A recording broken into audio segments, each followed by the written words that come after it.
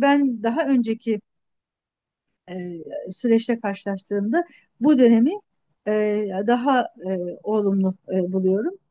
Zemin olarak, toplumsal destek olarak daha olumlu buluyorum. Hani söylem konusunda elbette ki çok büyük mesafe kat edildi ve çok yukarıdan başladı. Ama bunun gündelik yaşamı e, değiştirecek siyasi uygulamalar veya hukuki uygulamalar konusunda pek adım atılmadığını görüyoruz. Sadece söylem olarak işte Türklerle Kürtler işte çok birbirlerini desteklemişlerdir. 1000 yıldır işte Türklerin başarısı Kürtleriyle beraber olmaktadır. Bunlar tabii ki güzel ifadeler ama bunun hayata yansıyan hukuki düzenlemelerin olması gerekiyor.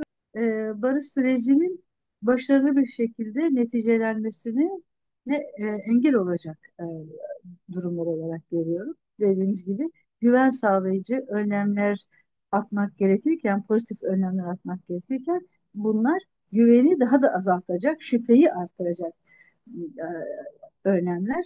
Bu yüzden buradan saknazar edilmesi gerektiği kanaatindeyim. Eğer barış sürecinden gerçekten de barış olsun isteniyorsa ve bunun Türkiye için ne kadar önemli olduğunu bizzat e,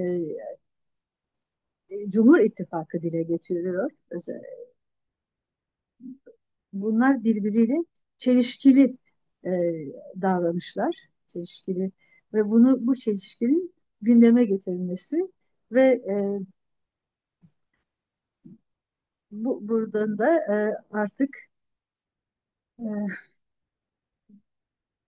yani barış sürecini baltalayacak provokasyonlara meydan verilmemesi gerektiğini tekrar söyleyebilirim. Yani artık daha fazla zaman kaybetmesin Türkiye. 50 yıldır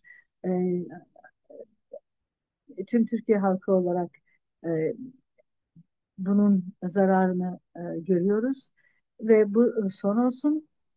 Türkiye barışına kavuşsun. Burada da iktidarın bırakın negatif olarak bu süreci zedelemeyi pozitif önlemlerle desteklemesi gerektiği kanaatindeyim. Bu negatif olarak barış sürecini olumsuz etkileyecek hususlardan da kaçınması gerektiğini bu şekilde tekrar söyleyeyim.